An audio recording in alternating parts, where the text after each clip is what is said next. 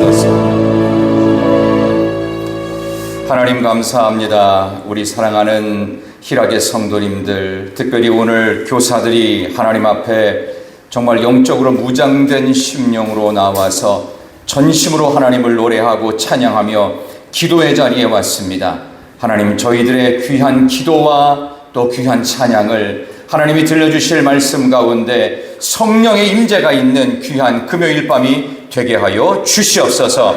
우리에게 전해주실 귀한 말씀을 통하여 하나님의 은혜가 배가 되어지는 기쁨이 이 밤에 있게 하여 주시옵소서. 귀한 예물을 온전히 하나님께 감사를 드리는 우리 정승재 성도님 기도의 제목을 응답의 역사로 갚아 주시옵소서. 우리 모두와 함께 하여 주시옵소서. 예수님의 이름으로 기도드리옵나이다. 아멘. 하나님 말씀 빌레몬서 1장입니다. 신약 성경 351쪽. 신약 351쪽입니다. 신약 성경 351쪽 빌레몬서 1장 맨 마지막 23절에서 25절까지입니다.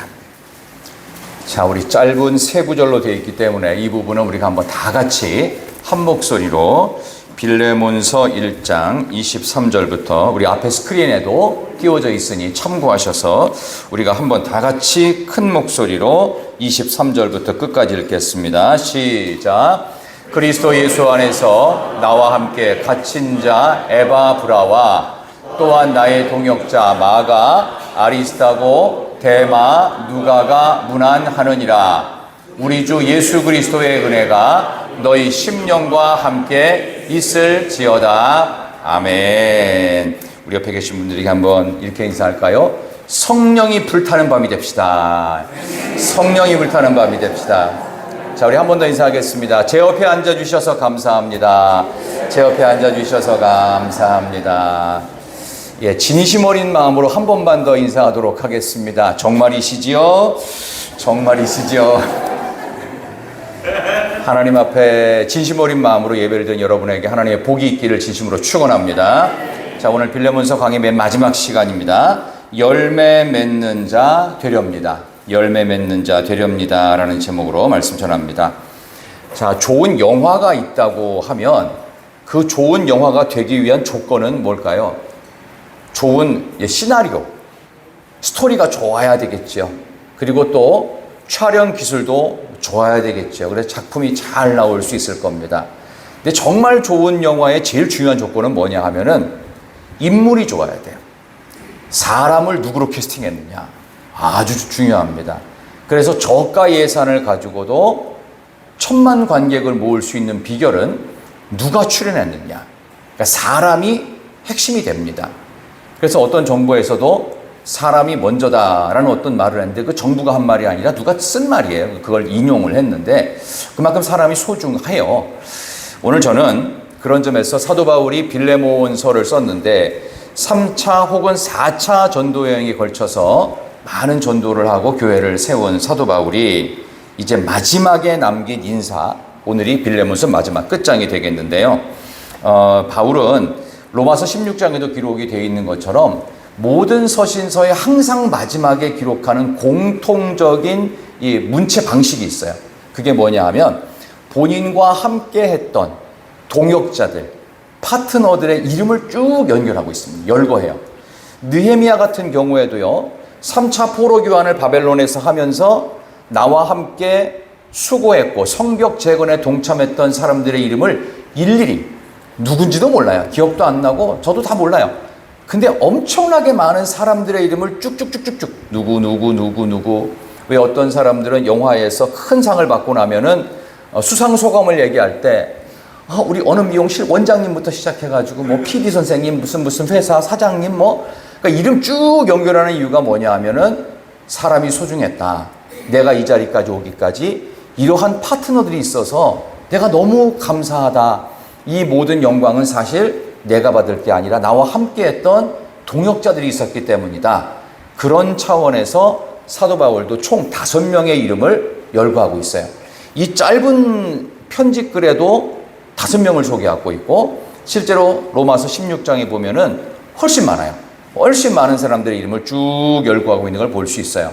그만큼 바울의 선교 여행에 있어서 그의 목회 여정에 있어 제일 중요한 건 뭐니 해도 머니가 아니라 사람이었다는 거. 우리 인생에도 제일 중요한 게 사람입니다. 사람을 소중히 여기는 교회, 사람을 길러내는 교회, 사람을 길러내면서 성장시키는 교회, 훌륭한 인재를 만들어내는 교회, 그것이 우리 교회가 되기를 축원합니다. 그런 점에서 교사 선생님들 이번 주일에 교사 헌신 예배, 그것도 꽃자주색이에요. 핑크빛이에요. 색깔이 등산 색깔 같아요. 등산복 색깔, 그렇죠? 아웃도어 색깔. 그래서 잊어버릴 수 없는 저 현수막을 보시면서 꽃과 같은 아이들을 정말로 아름다운 향기가 나게 만들어내는 선생님들, 여러분들 특별히 선생님들이 되시기를 진심으로 축원합니다. 우리 선생님들을 향해서 우리 한번 격려의 박수 뜨겁게 한번 치겠습니다. 힘내시고 은혜 가운데 자녀들 잘 가르치시기를 바랍니다.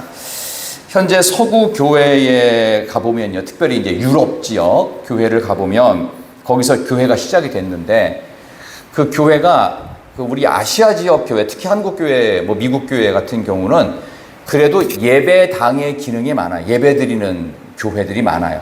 그래도 많고 한국당은 더 많죠. 특히 아시아 또 남미, 아프리카 쪽은 그 교회당이 아주 오래되진 못했어도 그래도 예배 드리는 기능을 갖고 거기서 하나님께 예배하는 처소가 되는데, 특히 유럽에 있는 서구의 오랜 역사를 갖고 있는 교회들은 예배 드리는 용도보다는 관광객들의 관광 코스 용도가 훨씬 많습니다. 그래서 그 찬란한 역사의 유산을 가지고 관광객들에게 돈을 받아요.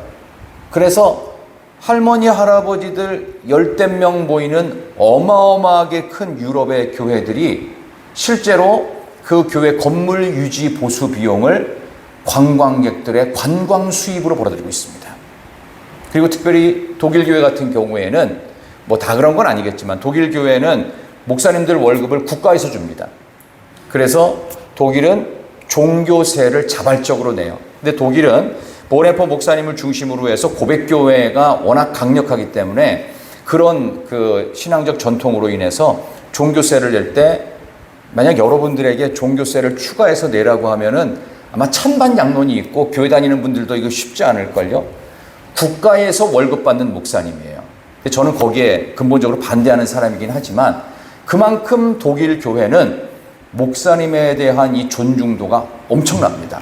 그러니까 목사님들은 목장도 좀 정해져 있어요. 거의 알아요, 느낌을. 그러니까 어디 가잖아요. 그럼 무조건 자리를 양보하고요. 그리고 대중교통 탈 때도 그렇고 어디 가서 음식점에 있을 때도 제가 목사입니다 하면은 없는 자리가 나와요. 막 그 정도로. 그러니까 독일 교회 목사님들이 그만큼 존중을 받습니다. 물론 이제 국가에서 월급 받는 그런 것들이 저는 그렇게 탐탁치 않지만은 어쨌든 중요한 건 그런 교회들도 보면은 한국 교회처럼 예배당의 기능보다는 관광 기능이 훨씬 많다라는 게 슬픈 유럽 교회의 현실이 되었습니다. 왜 그러느냐?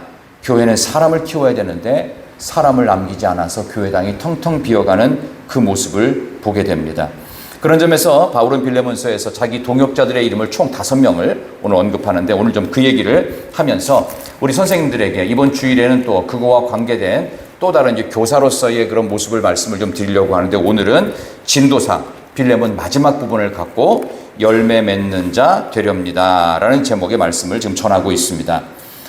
바울이 성도들에게 이렇게 편지의 서신서를 쓰면서 늘 강조했던 그가 자주 쓰는 단어가 하나 있습니다. 그게 뭐냐 하면은 성도들은 열매를 맺기를 바란다.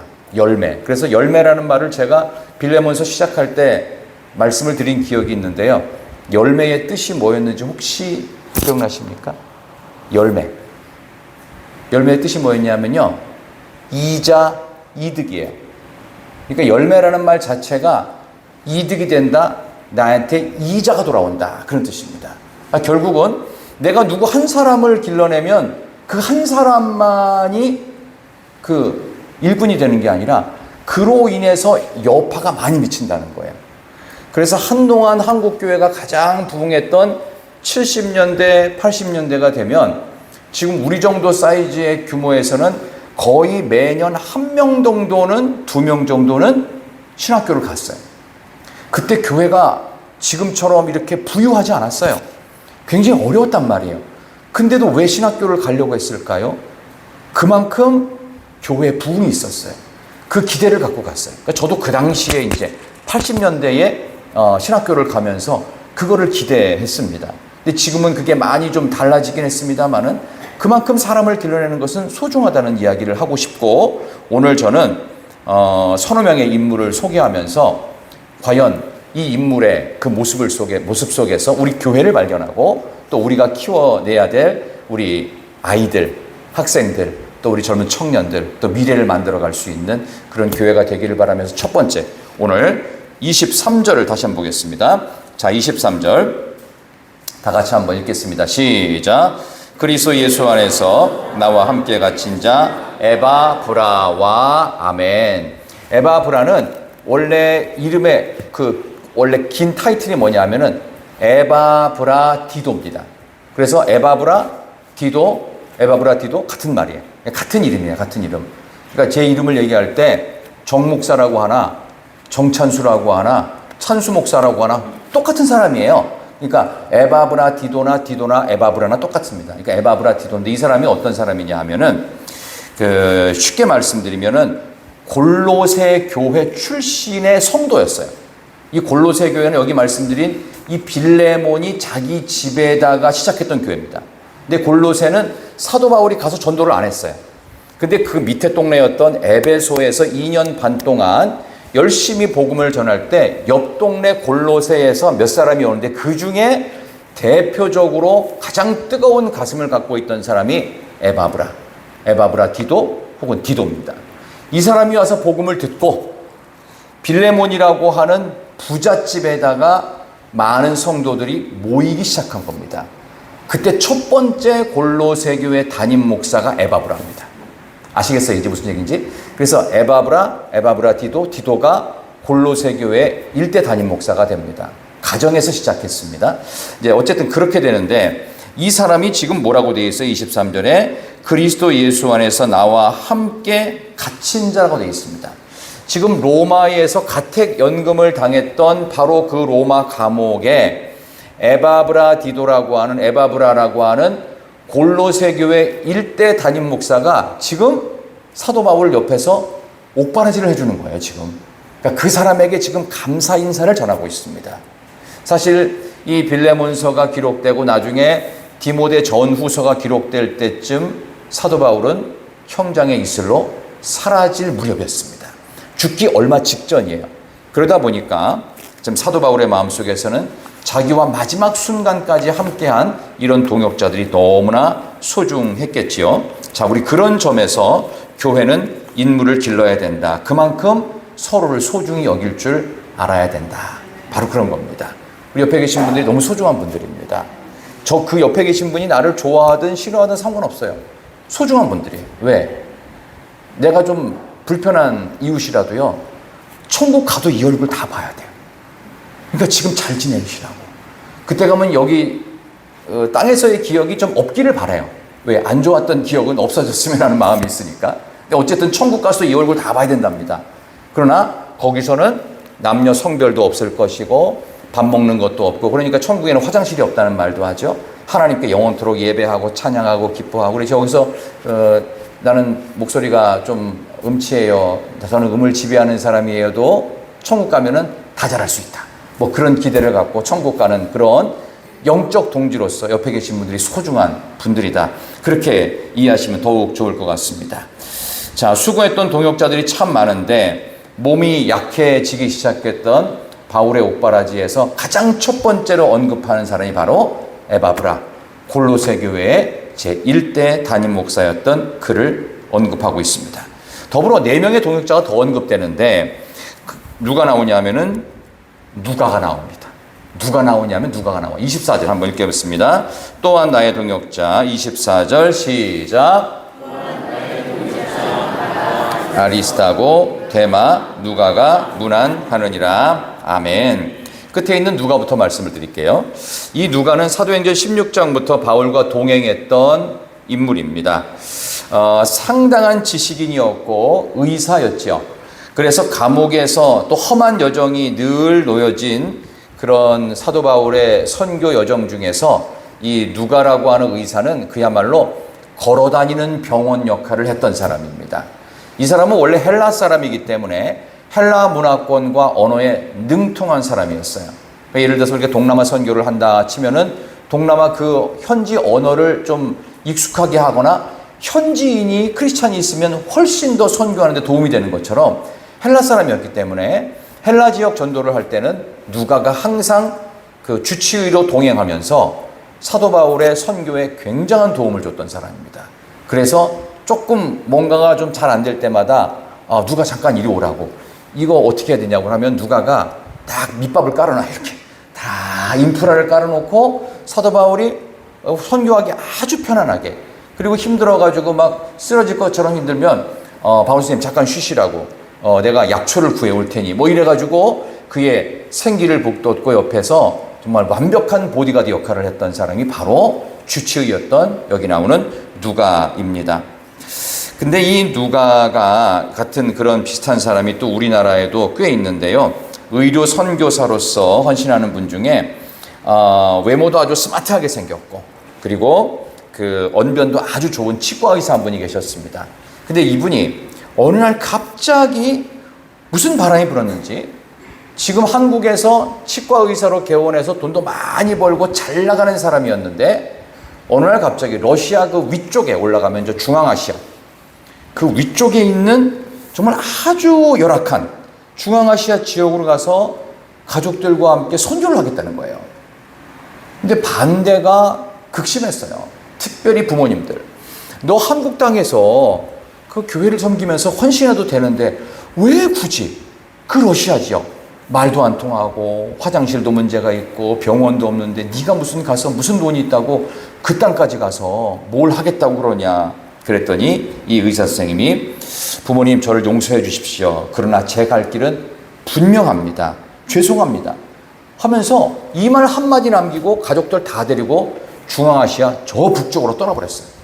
거기에서 열악하게 일하고 계시는 선교사님들, 선교 지역의 교인, 현지인들과 함께 그들의 병을 치료해 주면서 평신도 선교사로서 지금까지도 사역하는 분을 제가 개인적으로 알고 있습니다. 탁월한 스펙과 똑똑함과 의료 기술을 갖고, 그래서 이렇게 우리나라에서 지금 해외로 나가 있는, 전 세계로 나가 있는 선교사들이 공식적 통계로는 그 파송 선교사라고 되어 있는 분들은 약 3만 5천 명 정도가 되고요. 거기다 플러스 약 8만 명 정도의 비공식, 또 개인이 스스로 본인이 파송돼서 여기 나오는 이 치과 의사처럼 이런 분들을 다 합하면 지금 전 세계에 파송된 공식, 비공식 한국 선교사가 약 12만 명 정도 됩니다.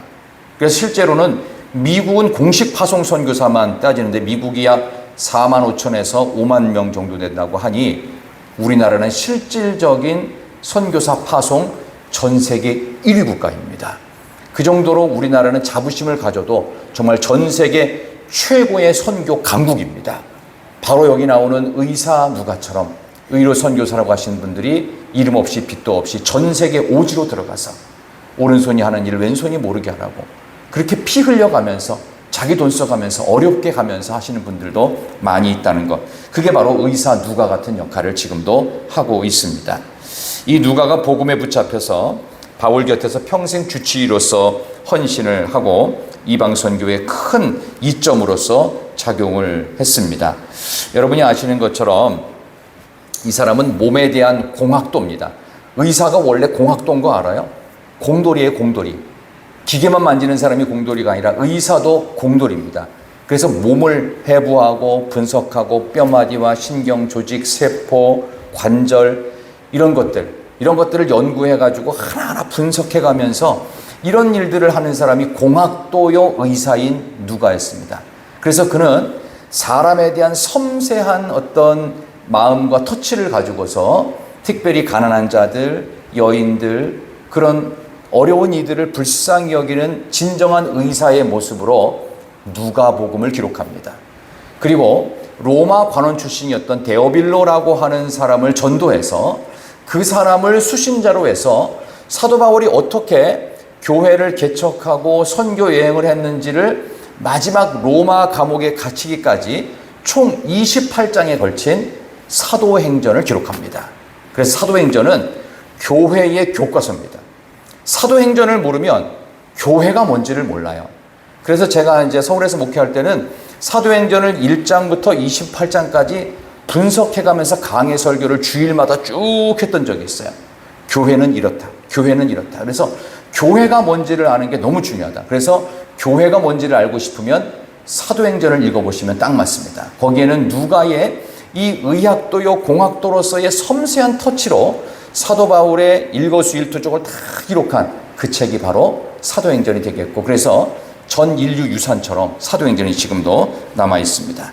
어쨌든 사도 바울은 이렇게 소중한 동역자들의 숨은 수고를 알아주면서 서신서 끝에 동역자들의 이름을 많이 기록했습니다. 목회자의 역할이 뭐냐 하면 저는 이거라고 생각합니다. 선생님들의 역할이 뭐냐 하면은 아이들 한 사람 한 사람을 소중히 여기셔야 돼요. 목회자는 성도들의 숨은 수고를 다 알아줘야 됩니다. 누구라도 예외 없이. 어떤 사람은 많이 하고 어떤 사람은 수고를 좀 적게 할 수도 있어요. 그러나 똑같이 칭찬해야 되고 그렇습니다. 그래서 여러분들이 이제 교사로서 좋은 팁이 있다면 뭐 알고 계실 수도 있어요. 근데 아이들이 뭐를 조금 잘했어요. 뭐 아주 많이 잘한 것도 아니고 조금 잘했어요. 그럼 그걸 어떻게 해야 되죠? 그 자리에서, 바로 그 자리에서 크게 칭찬을 해야 돼요. 많은 아이들이 다 듣게. 그래서 별것도 아닌데, 와! 오늘 내가 예배 시간을 무려 1분이나 일찍 왔네. 너무 잘했다. 그렇게 하는 거예요. 그렇게. 그 자리에서 엄청나게 칭찬을 해줘야 돼요. 그게 그의 수고를, 아이들의 수고를 알아주는 거예요. 야, 우리 선생님 나를 칭찬해줬어. 그래서 그걸 갖고 마음속에 일주일 내내 자부심으로 가질 수 있도록 하나님께서 여러분의 숨은 헌신과 그 작은 그 마음들, 그 하나님을 사랑하는 그 마음들을 오늘 이 시간에 크게 칭찬해 주실 줄로 믿습니다. 자, 그 다음에 누가 했고요. 그 다음에 24절 앞에 나오는 마가가 나옵니다. 오늘 마가가 또 중요한데요. 예루살렘 출신이고요. 이 마가는 예루살렘 교회가 출발했던 마가다락방 120명의 그 사람들이 성령 충만 받았던 곳. 그래서 120명이 들어가는 엄청나게 큰 마가다락방을 소유했던 부잣집 청년으로 추정할 수 있습니다. 그게 마가입니다. 근데 이 마가는 이제 부잣집 청년이었기 때문에 사도 바울과 연결이 되어 있는데 오늘 이 마가랑 사도 바울은요, 그 처음에는 좀 인연이 안 좋아요. 왜냐하면 워낙 치열했던 선교 일정을 첫 시기에 1세기 교회가 시작될 때 감당하다 보니까 이 부잣집 청년 마가가 감당이 안 되는 거예요. 그러니까 사도 바울은 불타는 사명감으로 하지만 마가는 조금 배려를 받아야 되는데 이 부잣집 청년이 이거 배려를 못 받았어요. 그러다 보니까 사도 바울하고 이게 뭔가 좀 안 맞았어요. 코드가. 그러다 보니까 바나바하고 이 바울하고 제2차 전도여행을 하려고 하는데 바울은 이 성격이 좀 불같아가지고 안 된다. 얘 더 이상 못 데려간다. 근데 이 바나바의 조카가 또 마가예요. 그러니까 바나바는 교회를 위해서, 안디옥 교회를 위해서 자기의 사제를 털어서 헌신할 정도로 부자였어요. 마가도 부잣집 청년. 그러니까 부자끼리 뭔가 코드가 통하는지는 모르겠습니다만 어쨌든 자기 조카니까 그러지 말고 얘가 부족하고 그러니까 내가 책임질 테니까 우리 같이 가자 했는데 사도 바울은 안 된다고 딱 거절을 한 거예요. 그래서 사도행전에 보면 정말 성경에도 기록될 만한 엄청난 싸움을 했던 사람이 사도 바울하고 바나바입니다. 그래서 사도행전 15장 39절에 보면은 서로 심히 다투어, 성경에 보니까 두 선교사가 심히 다퉜다고 그랬어요. 누구 때문에? 마가 때문에. 그래서 마가 때문에 어쩔 수 없이 다투어서 기분이 나쁜 이제 바나바는 자기 조카 마가를 데리고 딴 곳으로 선교를 가고, 그리고 사도 바울은 혼자 남았잖아요. 근데 하나님께서 또 이 사도 바울을 귀히 쓰시려고 실라를 붙여줍니다. 그래서 바울과 실라가 따로 떠나고 그리고 바나바와 마가가 또 따로 떠나는. 그래서 하나님의 나라가 싸움은 있었지만 갈라져서 더 크게, 더 먼 곳으로, 더 많이 복음을 전하는 그런 협력하여 선을 이루시는 하나님의 역사가 이루어졌던 그 장본이 그게 마가입니다. 근데 갑자기 이렇게 싸움을 했던 사도 바울이 마가의 이름을 언급을 합니다. 왜냐하면 사도 바울이 이제 죽을 때가 가까운 거예요. 젊은 시절에 내가 복음을 처음 전했고 처음 선교 여행을 할 때, 1차 선교 여행을 할 때 나랑 뜻이 안 맞고 뭔가 내가 보기에 2% 부족하고 3% 부족하고 영 자질이 안 돼 보였던 이 마가, 근데 이제는 어떻게 해요? 마가가 성장했다는 소식을 듣고, 야, 나랑 싸웠던 저 부족한 투성이었던 마가가 야, 열매를 맺는구나, 사람을 남기는구나, 이자와 이득을 만드는 훌륭한 하나님의 사람으로 성장했구나, 그 소식을 듣고, 물론 그걸 성장하는 데 도움이 됐던 사람은 이제 제가 베드로전서 강해를 할 때 말씀을 드리려고 하는데, 베드로를 마가는 아버지로 생각합니다. 그래서 베드로는 본인이 결함이 있잖아요. 예수님을 부인하고 저주했던 사람이에요. 엄청난 실패에 상처가 있는 열등감이 있던 사람이에요. 근데 마가도 어떻게 해요? 1차 선교여행 때 바울의 마음에 들지 않아서 낙오가 됐던 사람이에요. 낙오가 됐던 이 베드로와 마가가 만나요. 그래서 마가는 베드로를 아버지라고 부릅니다. 그래서 마가가 성장을 합니다. 그래가지고 이 마가에 대한 소식을 듣고 나서는, 베드로는 뭐 예루살렘 교회 수장 아닙니까? 그 이야기를 전해 듣고, 야, 나는 내쳤지만 하나님이 그를 위대하게 쓰시는구나. 그래서 마가를 지금 기억하는 거예요. 내가 옛날에는 부족하다고 그래서 너는 안 될 거다라고 포기했던 그 마가가 너무 훌륭하게 성장이 있으니까 바울의 마음이 너무 기쁘고 감사한 거예요. 그래서 이제 마가를 언급을 하는 이제 이 내용이 나옵니다. 혹시라도 여러분의 마음 속에서, 아유, 쟤는 안 될 것 같아. 아유, 저 학생은 안 될 것 같아. 저 청년은 영 마음에 안 들어. 좀 부족하다. 정말 뭔가 부족하고 얘는 안 될 것 같아. 말씀만 부리고. 혹시 그런 사람이 있었습니까? 내 하나님은 내가 포기했어도 하나님은 포기가 없어요. 하나님의 고집스러움은 우리를 당해낼 수 없어요. 그러니까 우리가 쉽게 포기해서도 안 되고 쉽게 낙인을 찍어서도 안 됩니다. 하나님이 언젠가는 크게 쓰실 거야. 크게 쓰실 거야. 이제 그런 마음으로, 제가 참 부끄러운 고백이 하나 있다면, 제가 생김새가 그렇게 유하게 생기진 않았죠. 제가 어떻게 생겼어요? 좀 깍지같이 생기지 않았나요? 제가 제 얼굴을 거울로 봐도 그렇게 편안한 느낌은 아니에요. 누가 봐도. 근데 요즘은 이제 목사 같다는 얘기를 듣기는 듣는데, 그럼에도 불구하고 저는 성격이 아주 까탈스러운 사람입니다. 냉철한 사람이고요. 아니라고 생각하는 거에 대해서는 다시는 뒤도 안 돌아보는 성격입니다. 그 중고등부 전도사를 했던 옛날 20대 때 이야기입니다. 수련회를 하는데 한번 말씀을 드렸던 적도 있을 것 같은데요. 3박 4일 수련회 맨 마지막에 캠프파이어도 하고, 옛날엔 다 그랬어요. 그랬는데, 이 학생들이 이게 뭔가 질서도 없고, 집중도 안 하고, 마지막 날 되도록 은혜도 안 받는 것 같고, 놀러 온 듯한 느낌만 들어갔고, 기분이 안 좋은 거예요. 하나님 앞에 부끄럽기도 하고, 이걸 어떻게 해야 되지? 하다가 캠프파이어 직전인데 애들을 다 불러 모아놓고, 그러면 안 되는데. 제가 뭘 했을까요? 애들을 다 불러 모으고, 선생님들 다 불러 모은 자리에서 많았어요. 한 5, 60명 꽤 됐어요. 제가 뭘 했을까요? 여러분, 기도합시다. 우리가 은혜 받아야 됩니다. 이랬으면 얼마나 좋았을까요? 불러 모아놓고 그때 중1부터 고3까지 다 혼내킨 거예요. 1시간을. 와, 그냥 사람이 이상한 사람이 됐어요. 나중에 선생님들이 고개를 절레절레 담임 목사님 귀에 들어갔죠. 그래서 정전도사, 내년에는 다른 부서에, 이런 말을 정말 들어가지고 부서 옮겼어요, 저. 그 정도로 성질머리가 아주 대단했습니다. 지금 그 교회 분당 가나안 교회라고 있습니다. 그 교회 지금 한 5,000명쯤 되는데 저희 모교이기도 한데요. 어쨌든 성질머리가 안 좋았어요. 근데 그 이후로 제가 다시는 그렇게 안 합니다.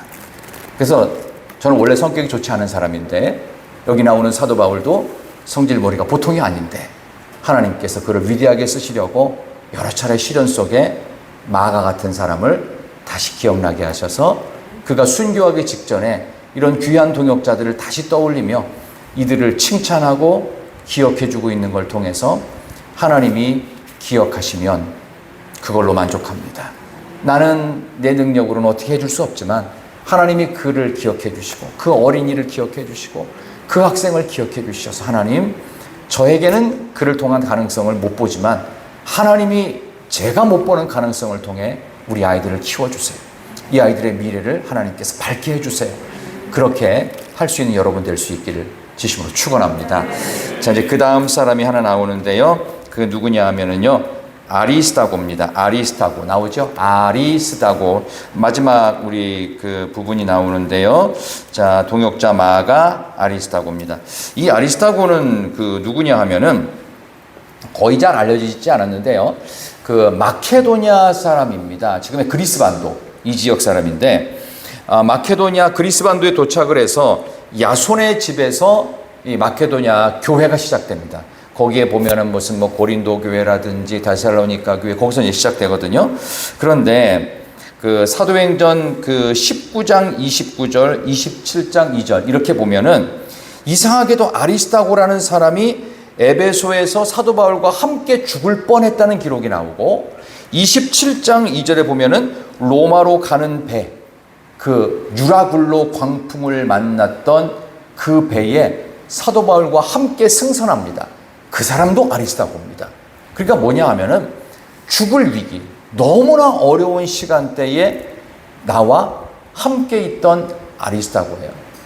여러분도 여러분이 어려울 때 여러분과 함께 있던 사람이 기억나지 않으십니까? 저도 그렇습니다. 제가 너무 힘든 시절에 저와 함께 있었던 친구들, 성도들의 모습이 떠올라요. 너무 고맙죠. 제가 그분들이 없었다면 지금 여기까지 있을 수 없을 텐데 내가 힘들었던 시절에 나와 함께했던 그 누군가가 있었습니다. 우리 가족은 물론이요. 함께했던 친구들, 전혀 누군지를 몰랐지만 어느 날 나를 위해서 끊임없이 기도해줬던 그 누군가, 그런 사람들이 있었어요. 저는 그 가운데서 지금도 기억나는 한 사람이 있습니다. 제가 제일 무서워했던 사람이에요. 제일 무서워했던 사람인데 아줌마예요.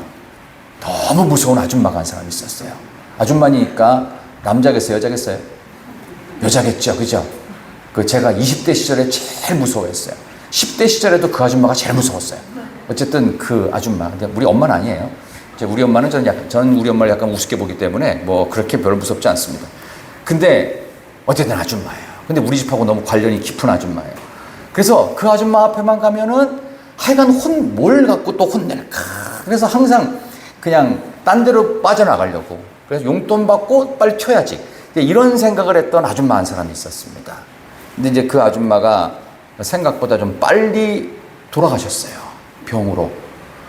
그래서 이제 마음이 늘 생각할 때마다 그분의 이름을 부를 때마다 그냥 마음속에 이렇게 응어리진 아픔들이 지금도 기억이 나는데 제가 20대 초반에 돌아가신 아줌마였습니다. 제가 기억나는 게 뭐냐면 이제 저희 어머니한테 그랬다는 거예요. 나중에 신학교 그때 2학년인가 3학년 올라갈 때인데 옛날에는 또 등록금을 또 신학생들은 또 잘 못 내고 이상하게 신학생 보낸 집안은 그렇게 부잣집이 별로 없어요. 좀 가난해. 일반적으로 다 가난했어요. 그러다 보니까 이게 거의 옛날에 국민은행에서 학자금 대출 받아가지고 그거를 뭐 5년 거치 10년 상환 이래갖고 지금으로 생각하면 큰 돈은 아닌데 그때로서 또 큰 돈이었어요. 그게. 어쨌든 그랬습니다. 그런데 그거를 그렇게 갚아나가면서 학교를 어렵게 저도 다녔는데 어느 날 저희 어머니가 오시더니 이거 그 아줌마가 준 통장이라는 거예요. 그러면서 보니까 그 다음번 학기 등록금에 쓰라고 저를 위해서 그 돈을 마련했다는 거예요. 그러니까 저희 엄마는 너무 고마웠죠. 왜냐하면 또 몇 년 거치 상환을 해가지고 이 등록금을 은행 대출을 땡겨가지고 또 갚아야 되는 상황인데 근데 그 아줌마가 그걸 줬다는 거예요. 그 아줌마가 누구냐면 저 이모입니다. 근데 저희 이모한테 저는 너무 많이 혼났어요. 너는 왜 청소를 똑바로 안 하냐. 저는 이제 제가 사형제 중에 맞이거든요. 그냥 왜 동생들을 그냥 질서를 못 잡느냐부터 왜 엄마한테 그거밖에 못 하느냐. 하여간 엄청 많이 혼났어요. 그래서 이모 앞에 가는 게 제일 싫었어요. 용돈 받고 빨리 쳐야 되는 그런 입장이었어요. 항상. 이모는 항상 부담스러운 존재. 근데 이모는 보면 항상 이렇게 깔끔하고 기도도 열심히 하시고 또 찬양을 얼마나 잘하는지 소프라노 중에서도 하이 소프라노, 항상 하여 교회 봉사는 1등이었어요. 뭐 권사님이셨기도 했고 항상 목사님 옆에서 그렇게 열심히 했던 그런 권사님인데 저는 불편했어요.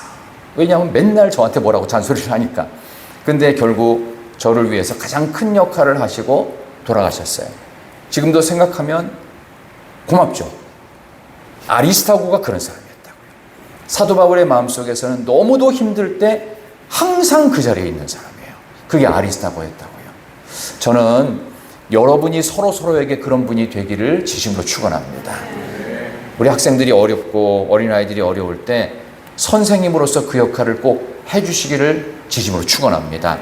물질적인 것만이 아니라 마음으로도 항상 그 자리에서 기도해주고 붙잡아서 함께 성경 읽어주고 격려해주고 위로해줄 수 있는 아리스타고 같은 사람, 바로 선생님 여러분 되시고 우리 성도님들, 장로님들이 그런 역할을 해주시길 바라고요. 권사님들이 기도의 어머니로서 우리 안수 집사님들이 정말 든든한 버팀목처럼 또 우리 서리 집사님들이 늘 예배 때마다 빠지지 않고 누가 좀 힘든가 찾아가서 손 한 번 더 잡아주고 좋은 말 한마디 해줄 수 있는 그런 우리 교회가 되었으면 하는 마음으로 이 말씀을 준비하게 되었습니다. 우리 옆에 계신 분에게 한번 인사하도록 할까요? 옆에만 있어도 저에게 큰 힘이 됩니다. 한번 인사합시다. 옆에만 있어도 저에게 큰 힘이 됩니다. 하나님께서 여러분들을 그런 존재로 서로에게 만들어 주신 줄로 믿습니다. 지난 7개월 동안 여러분들 여기까지 우리 2024년 달려오시느라고 너무나도 많이 수고하셨습니다.